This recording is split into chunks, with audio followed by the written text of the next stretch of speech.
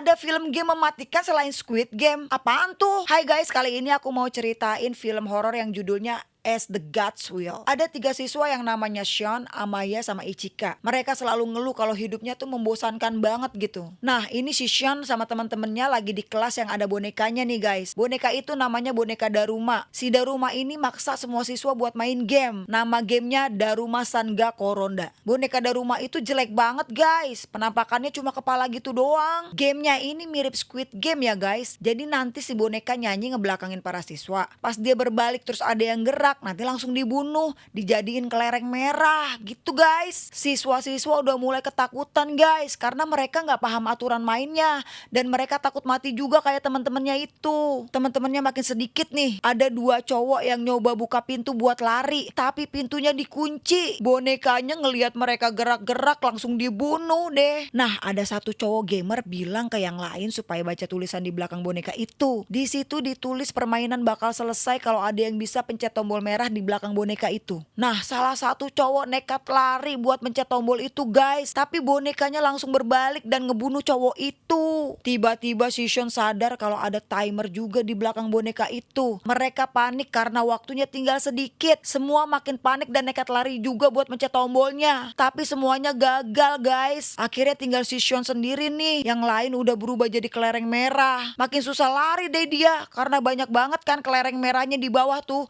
Pasti kepleset. Pas waktu udah mau habis, si gamer itu ngasih ide ke Sean supaya jalan di punggungnya buat loncatin mayat-mayat di situ biar bisa sampai ke tombol boneka itu. Dan si Sean berhasil. Permainan pun selesai. Tapi pas mereka lagi seneng-seneng karena selamat, tiba-tiba bonekanya bilang kalau yang menang cuma si Sean. Jadi si gamer itu dibunuh guys. Nah, sekarang kita flashback nih. Dulu si Sean kan ngerasa hidupnya tuh membosankan dan flat-flat aja gitu. Kerjaannya cuma main game, abis itu nonton TV. Di sekolahan nih temennya si Sean, si gamer itu nyuruh Sean ngajak Ichika keluar. Si Ichika juga senyum-senyum ngasih kode kalau dia mau gitu guys. Si Ichika ini dia hobi main game juga. Si Sean bilang kalau dia gak punya perasaan apa-apa sama Ichika. Dia cuma nganggap Ichika teman. Pas si Sean sama si gamer jalan ke kelas, mereka lihat kalau ada anak cowok lagi dipukulin sama si Amaya. Amaya ini cowok rusuh di sekolah guys. Nah, pas si Sean ketiduran di kelas, tiba-tiba kaget denger suara keras banget dan ngelihat kepala gurunya meledak. Ternyata boneka Daruma dateng guys. Nah, ternyata ini dia awal mula datangnya si Daruma itu. Sumpah serem banget. Si Sean kapok. Dia berdoa, dia minta dibalikin ke kehidupan yang membosankan itu aja lagi. Si Daruma manggil si Sean tikus. Daruma bilang kalau bentar lagi bakal ada kucing datengin tikus. Nah, tiba-tiba si Ichika dateng. Si Sean gak tega lihat kondisi Ichika guys. Si Sean nanya, Ichika kamu tahu gak sih ini ada apa? Tapi Ichika bilang dia juga bingung, dia gak tahu apa-apa. Mereka coba telepon polisi tapi gak ada sinyal. Mereka nyoba kabur tapi semua pintu kekunci. Mereka lari ke lapangan basket. Si Sean kaget ngelihat siswa-siswa yang selamat dari Daruma pakai kostum tikus guys. Mereka lihat di lapangan ada tulisan cocok dengan lonceng kucing. Ternyata mereka disuruh pakai kostum tikus biar permainan bisa selesai. Tapi tiba-tiba lantai lapangan kebuka, terus ada kucing plastik raksasa muncul dari bawah. Kucing raksasa itu mulai makan mereka satu-satu guys. Semuanya panik. Si Sean ngelihat ada timer lagi di atas gantungan lonceng kucing itu nih. Sean langsung ngasih tahu yang lain cara supaya permainan selesai. Mereka harus masukin gantungan lonceng itu ke keranjang basket yang ada di leher kucing. Salah satu siswa pemain basket handal di sekolah nyobain masukin loncengnya, tapi ketangkep sama si kucing guys. Loncengnya dilempar sama si kucing sampai si pebasket itu mati guys. Si Sean mikir kalau kucing itu cuma bakal ngebunuh mereka yang pakai kostum tikus nih guys. Jadi dia nyuruh yang lain lepasin kostum tikusnya. Semua siswa ngelepasin kostumnya dan si kucing diem aja. Tapi pas siswa pada seneng karena merasa berhasil, tiba-tiba si kucing mulai makanin mereka lagi. Semuanya panik lari. Ichika mental, jatuh guys. Si Sean pakai kostum tikus itu dan nyoba ngalihin perhatian si kucing. Dia mikir kalau kucing itu suka digaruk punggungnya supaya bisa tidur. Si Sean langsung naik dan ngegaruk punggung kucing itu. Sean ngasih tahu yang lain supaya ikutan ngegaruk dan akhirnya si kucing tidur guys. Pas si kucing tidur, Sean mau nyobain masukin lonceng itu ke dalam ring yang ada di leher kucing. kucing. Tapi nggak dibolehin sama siswa yang lain karena mereka mikir cuma orang yang masukin lonceng yang bakal selamat. Akhirnya mereka jadi ribut. Pas mereka ribut-ribut, kucing bangun dan mulai nyerang lagi guys. Lagi-lagi si Sean punya ide. Dia ngajak Ichika lari ke dalam buat ngebungkus loncengnya pakai sarung bola basket buat nipu si kucing. Sean lempar bolanya, tapi tiba-tiba sarung basketnya lepas guys. Untung si Amaya datang tepat waktu ke atas ring kucing. Dia nangkep loncengnya dan berhasil masukin lonceng ke ring guys. Permainan pun selesai dan si kucing bilang yang selamat cuma Ichika, Sean sama Amaya. Si Sean bilang gimana nasib siswa yang lain. Sebelum dijawab, si Amaya udah ngebunuh siswa yang lain guys. Amaya bilang cuma yang kuat yang bisa selamat. Amaya bilang ke Sean kalau mereka berdua punya keahlian buat bertahan hidup. Si Ichika bilang kalau Sean yang lebih baik, lebih kuat dan lebih pinter dari Amaya. Ngedenger itu si Amaya marah dong dan nyoba nyerang Ichika. Tapi si kucing nyemprotin gas dari mulutnya dan bikin mereka pingsan. Di berita udah ditayangin kalau ada kejadian teror di sekitar sekolah guys. Ada juga berita yang nayangin ada kotak besar melayang di atas kota. Mereka bilang pemerintah belum nemuin jalan masuk ke dalam kotak itu. Salah satu media bilang kalau sampai ada yang selamat di kejadian ini berarti mereka itu adalah anak-anak Tuhan karena mereka bisa bertahan di situasi seperti itu. Nah, media lain ngadain wawancara sama profesor dari universitas. Dia bilang ada alien yang datang. Tiba-tiba ada pengemis juga yang bisa benerin radio cuma dengan disentuh doang guys. Pengemis macam apa itu? Nah, ini tahu-tahu si Sean bangun udah ada di dalam kotak melayang itu loh guys. Di situ ada si Takumi juga, temen si Sean waktu kecil. Dan ada satu cewek lagi yang namanya Tiara. Ada juga si Tayoka yang sombong di situ. Sean nyesel kenapa dia harus main game yang mematikan kayak gini ya. Dia nyoba kabur lagi, tapi tetap semua pintunya dikunci guys. Tiba-tiba si Tayoka bilang, jalan satu-satunya buat keluar ya harus menang. Tayoka bilang dia yakin bakal menang karena dia pinter. Nah, ada layar tuh. Di layar mereka dikasih tahu kalau harus nemuin kunci buat kabur. Abis itu ada 4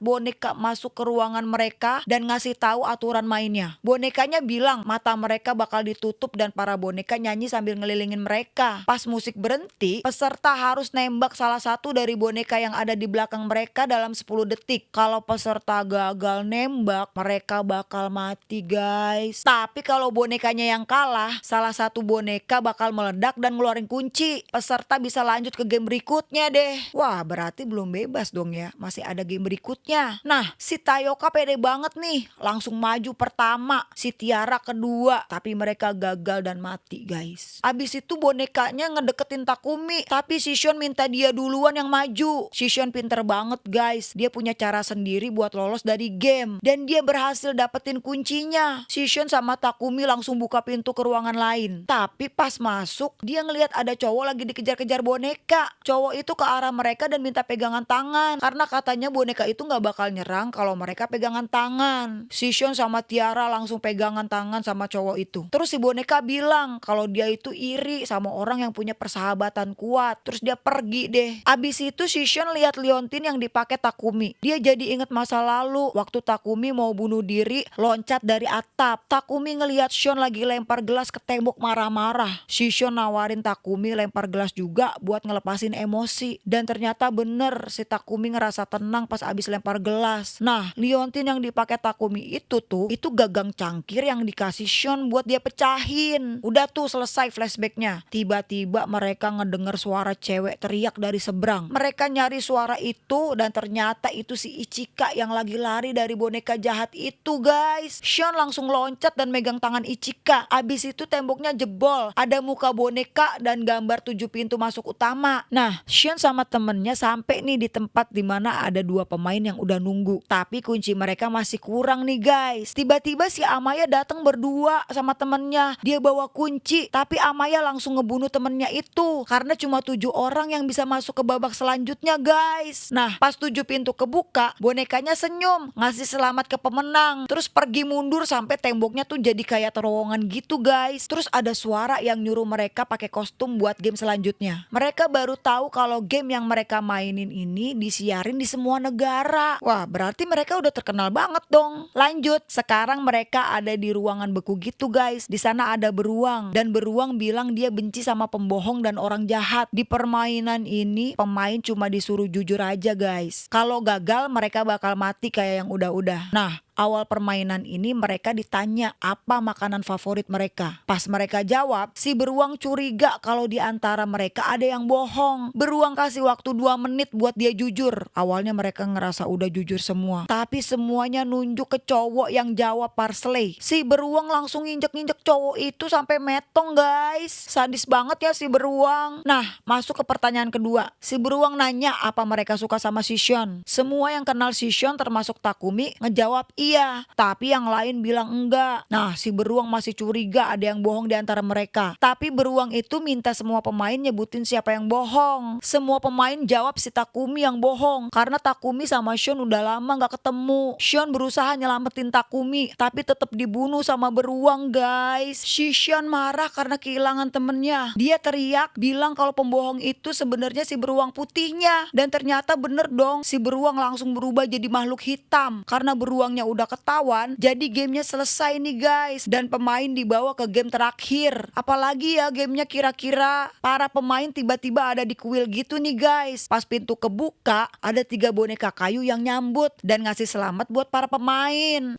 boneka ini ngenalin diri kalau mereka itu adalah kebugaran, kecerdasan, sama imajinasi. Mereka ngasih tahu nama permainan yang terakhir yaitu tendang kaleng supaya selesai. Nah, jadi gamenya gini, salah satu pemain bakal jadi iblis dan yang lainnya bakal jadi korban. Jadi mainnya kayak petak umpet gitu guys. Nah, sebelum kaleng ada di tempatnya, pemain harus pada ngumpet dulu nih. Terus si iblis ini harus nyari mereka. Nah, pas nanti ada yang ketahuan, si iblis ini harus nyebutin namanya, terus dikurung. Jadi kalau semua pemain berhasil ketangkep, si iblis harus langsung nendang kalengnya, terus menang deh. Tapi kalau yang ngumpet berhasil nendang kaleng duluan, pemain yang lain bakal dianggap berhasil dan si iblis kalah. Tapi pemain yang nendang kaleng bakal mati karena kalengnya bakal meledak pas ditendang. Terus gak bakal ada yang mau nendang dong pemainnya. Nah, sekarang waktunya pemilihan siapa yang bakal jadi iblis. Si Amaya dapat sumpit yang ujungnya merah guys, berarti dia yang jadi iblisnya. Amaya langsung buru-buru naruh kalengnya dan mulai nyari para pemain yang udah ngumpet. Si 2 cowok langsung ketangkep. Ichika juga ketangkep dan langsung dipenjarain nih. Shishon disuruh ngumpet sama Ichika, tapi dia malah nongol pakai baju perang gitu guys. Kata Shishon dia nggak mungkin ketangkep karena mukanya nggak kelihatan. Nah, si Amaya ketawa dan ngebuka helmnya Shishon. Tapi pas Amaya mau nendang kaleng dan nyelesain permainan, dia baru sadar kalau dia ternyata udah diikat pakai rantai sama Shishon. Terus Shishon loncat biar si Amaya keseret. Nah, pas si Amaya usaha buat narik Shishon, ternyata Shishon udah lari ke arah kaleng. Yang dia tarik ternyata cuma baju perangnya aja guys. Si Amaya berhasil juga ngelepasin diri dari rantai. Dia juga lari ke arah kaleng, tapi Shishon duluan yang nendang kalengnya guys. Mereka udah takut kalengnya meledak nih, tapi ternyata nggak ada ledakan guys. Dan akhirnya permainan pun selesai dan yang menang Shishon dan pemain lainnya kecuali Amaya. Ternyata mereka dibohongin nih guys. Kalengnya tuh nggak bakal meledak. Si Amaya marah dan ngambil salah satu boneka kayu. Dia bilang dia nggak pantas mati karena dia anak Tuhan. Boneka itu ketawa guys dan bilang sebenarnya emang nggak ada yang layak mati. Para pemenang dikasih ucapan selamat pakai kembang api nih guys. Mereka juga dikasih es krim buat ngerayain kemenangan mereka. Nah, sambil makan es krim, Shishon ngajak Ichika nonton dan bilang kalau dia suka sama Ichika. Tapi pas es krim udah habis, mereka lihat ada tulisan di stik es krim. Boneka ngasih tahu biarpun mereka udah berhasil, mereka harus punya keberuntungan buat tetap hidup. Nah, si Amaya sama Shishon baca tulisan di stiknya, tulisannya kamu hidup. Tapi yang 3 lainnya termasuk Ichika, tulisannya kamu mati. Ya, Ichikanya mati guys. Para boneka langsung aja ngebunuh 2 cowok itu guys. Shishon ngelihatnya ngeri banget. Tapi si Ichika tiba-tiba hilang, gak tahu kemana guys. Nah, akhirnya Shon sama Amaya berhasil keluar dari kotak melayang itu. Mereka disambut banyak orang. Orang-orang manggil mereka berdua itu anak Tuhan. Si Amaya seneng banget, tapi si Shon sedih. Shon bilang kalau dia gak percaya sama Tuhan. Oke guys, segitu aja cerita dari aku. Gimana? Kira-kira kalian suka gak filmnya? Kalau kalian suka video ini jangan lupa klik like, subscribe, sama komen ya. Sampai ketemu di video selanjutnya. Bye-bye.